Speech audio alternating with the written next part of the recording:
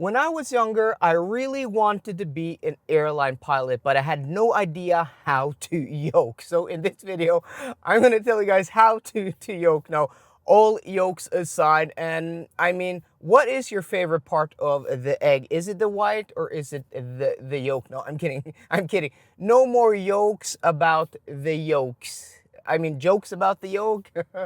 Now, today's video is all about this, the Tesla Model S and the yoke. So we're gonna go through what it is like to drive in the suburbs, the highway, and lastly, the city. So I think if you're looking to buy this Model S with the yoke, I think you really want to watch this video till the end. So this is what this setup looks like. Here you have the yoke, and just quickly, I hope you guys can see everything fine here. On the left side, we have the indicators. So you have your left and your right indicator there. And then you have your volume scroll wheel, and then you have your high beams here.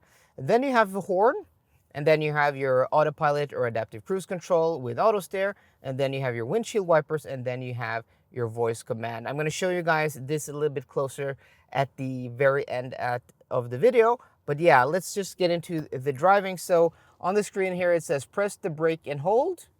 And when you do that, you get the gear selector here on the left side. So on top, you have long press to park, you have swipe the direction, and then you have long press to go into neutral. This car should be able to identify what direction you most likely are going to travel and pre-select that for you.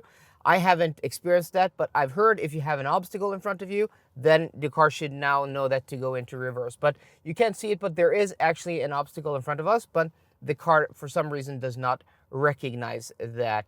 And then also down here you have redundancy buttons, and then if that even doesn't work, you can go into the app and choose your gear selector there. But yeah, we press the brake. Now we're gonna swipe down to go into reverse, and then you have a message up here where it says press to reverse. That is the gas pedal, and then you have an arrow. So everything's very clear and nice.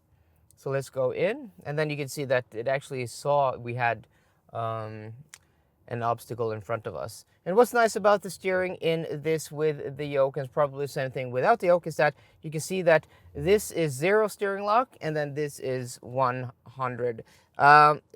What's that, like 300 and something degrees? So it's oh, did it choose automatically for me there, or did I press it? Well, I don't remember. So go forward, you do that. So like parking like this, I mean, when you're not stressed, is pretty nice. It's pretty simple.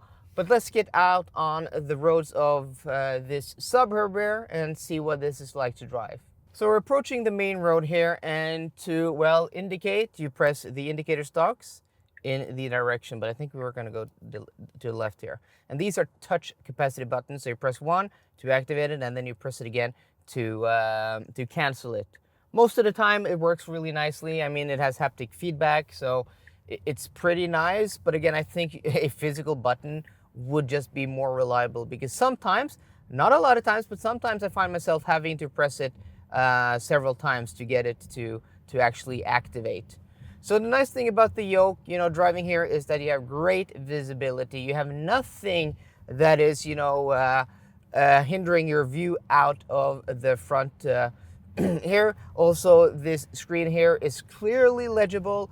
It's all clear.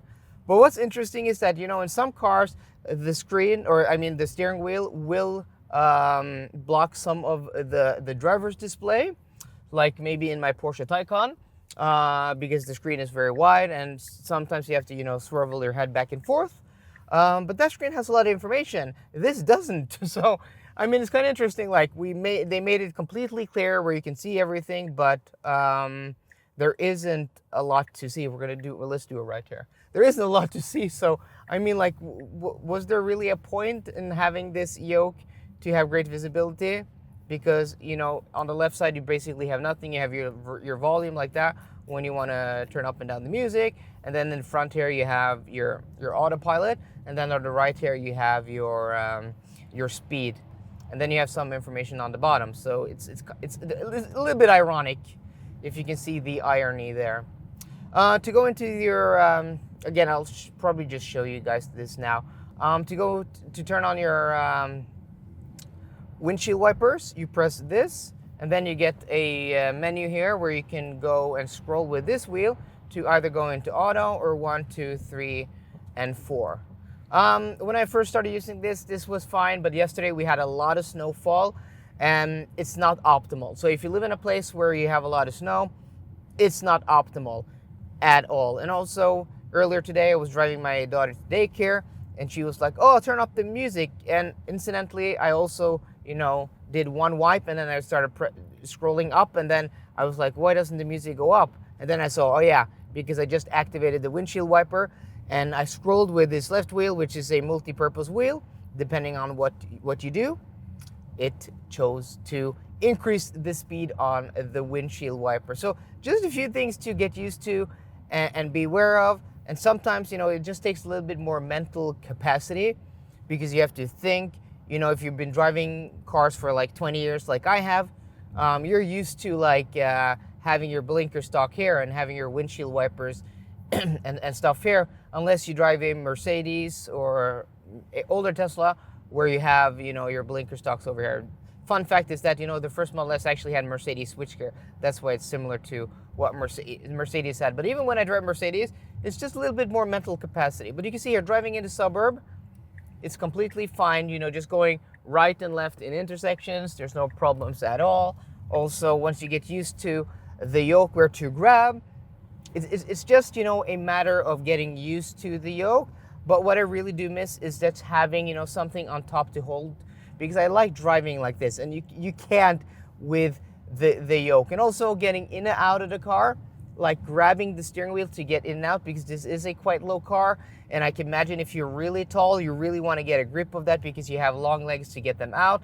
It may, it's not the easiest. Yes, you can grip here, but when you stop this car, the steering wheel is actually activated. So if you grip here, you'll just pull the steering wheel in the left direction. You saw there we did a roundabout. We can do a roundabout over here, so I can show you guys maybe one of the biggest issues that people have with this is when you want to blink out of a roundabout. And a roundabout, if you live in Europe, we have a lot of these. So first you blink in the direction. You can see that XC40 doing the same thing. And then you want to blink out.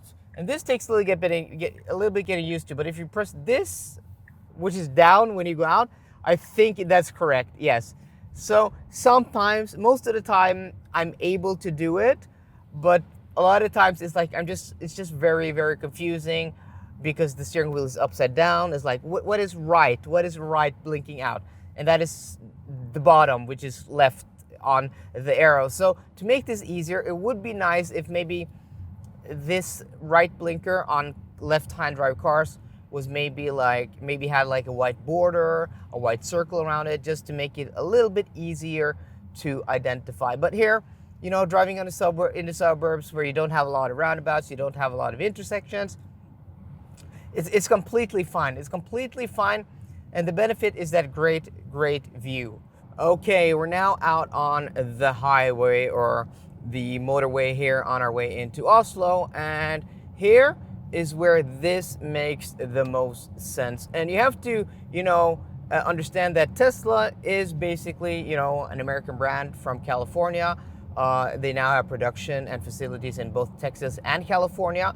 And, when you think about that, it makes sense because these cars are really made for driving on the open highway with this yoke. Because when I, did my motorway range test and stuff like that, I didn't have any issues with this at all. Everything is just clear in front of you. You have the indicators, you have the volume, your flashers, your horn, your autopilot settings and all stuff like that, your windshield wipers and your voice command, and everything just works flawlessly. One thing I'm also missing is that you have auto if you go one step up here on the windshield wipers, but you don't have speed settings for auto that you have in every car. And if I remember correctly, you had that earlier in Tesla's cars that don't have yokes. So let me know in the comment section down below. Am I remembering correctly or am I remembering wrong? But here you have a clear view. It's really nice. So, I mean, I'm going to tell you guys what I think about the yoke at the end of the video. And you may, from this video, already gather that I don't hate it. Far from hating it. But It does have a specific use case and a purpose, and going on the motorway like this, open stretch of road, it's actually really, really nice. And having the, with that aside, the functionality of it could be better, but having the button here is actually really nice. I really like having it there on my right thumb. So let's lastly now take this into the city and explore the real weakness of this whole setup. We're now in downtown Oslo, and there's a lot of snow here, so I do apologize for the camera shake. Hopefully I'll be able to, fix that in post. But okay, let's go into this tight street here. You can see this is actually a dead end. We're not allowed to exit over here. So that means at some point, we're going to have to do a like a U-turn, or do like a 3-point turn, and we'll have to do one right here. So usually you go out to the right like this, right? And then this is what you have to get used to, all of this maneuvering. And then you have to go into reverse like that. Well, once you get a handle of it, like the first day was a little bit confusing, but now that I've driven this car for like a week, it's okay. Would I prefer just having, the stock here and round steering wheel like in the previous Model S and also other Teslas? Sure. Like that, you can see there, I missed it a little bit. I mean, it's my fault, but still, it's easy to miss it. But I mean, it's not too bad once you get used to it. Let's see if we can try that one more time, and then, jump to a conclusion about this yoke. So again, another dead end here. This road will have to, turn around. And of course, this is quite extreme because we're now in the middle of Oslo, and also we have heavy snowfall. So this isn't easy conditions.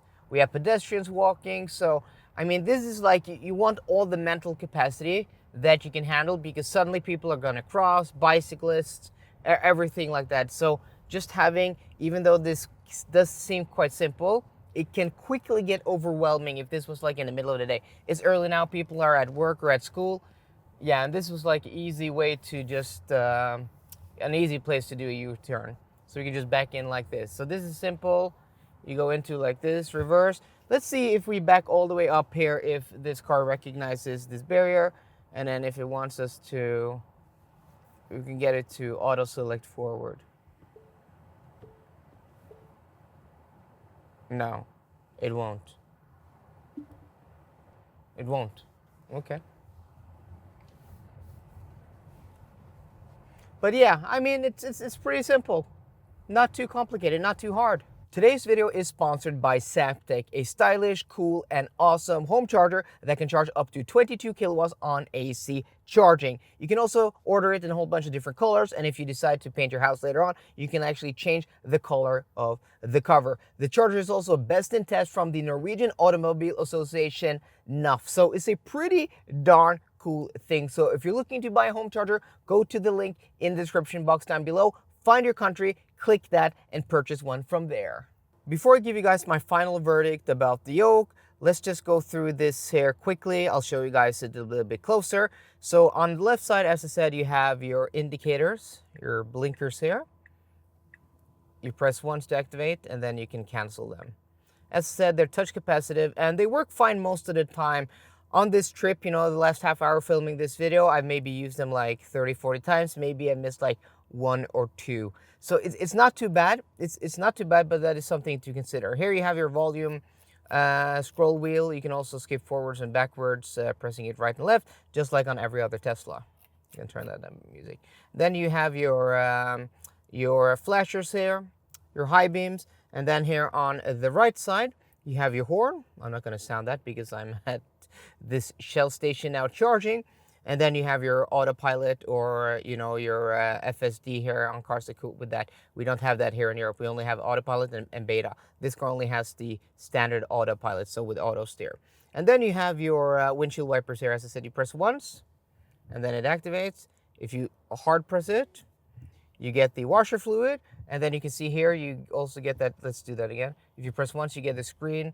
You get the a menu here where you can choose between the different speeds. And what I'm missing here is the auto. And there you can hear that we have a little bit of volume because I actually, before I was able to, after the menu went away, I turn this left scroll wheel up, and then we got a little bit of volume. So that's that. And then you have your voice commands here, which actually work pretty nicely. And then if I put my foot on the brake, yeah, we're charging, so we're not going to get charging cable connected, so we're not going to get any drive selector or gear selectors there. And you can see here there's nothing on this side. So I mean, the yoke, it looks cool, it looks cool, but let's jump into the conclusion and I'll tell you guys what I think about it.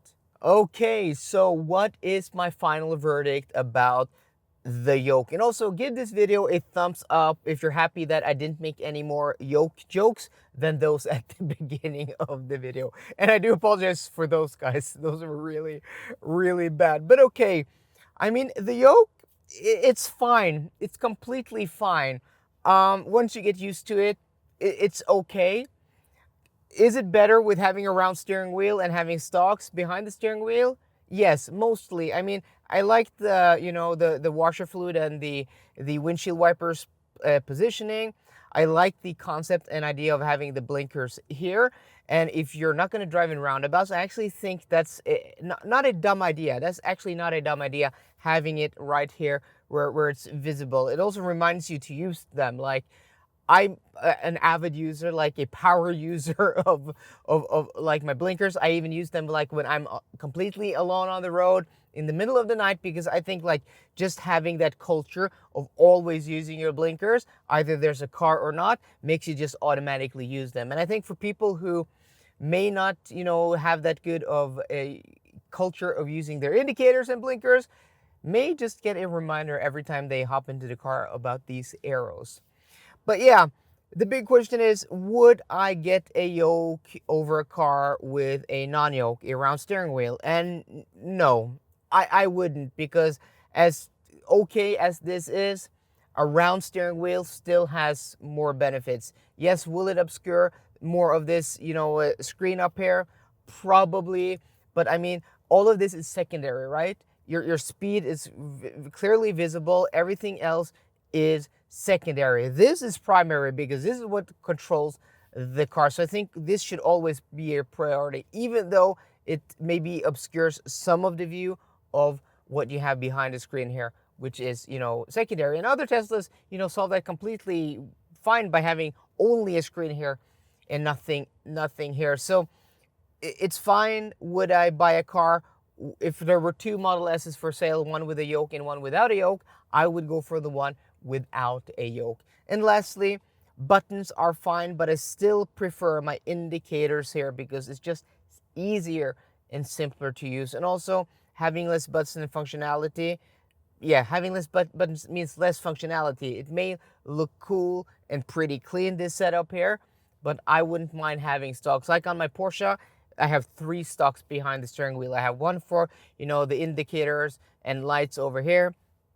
I have one for, the windshield wipers and washer fluid and all of that over here. And then I have a third one for the adaptive cruise control. That gives me total control of everything I'm doing. So I still prefer that. And if if you live in Europe, I think this is not as good as the other setup, because you're going to do a lot of this. And also the fact that you just can't, rest your hand like that. So I don't hate it, far from. It's not a dumb idea. It's not as dumb as I thought it was going to be, but it just, in practice, it's not as good as a normal steering wheel with normal stock. So guys, let me know what you think about the yoke in the comment section down below. So I hope you enjoyed today's video. If you did, please drop me a thumbs up down below. And for more car content, as always, please subscribe. See you guys later, and goodbye.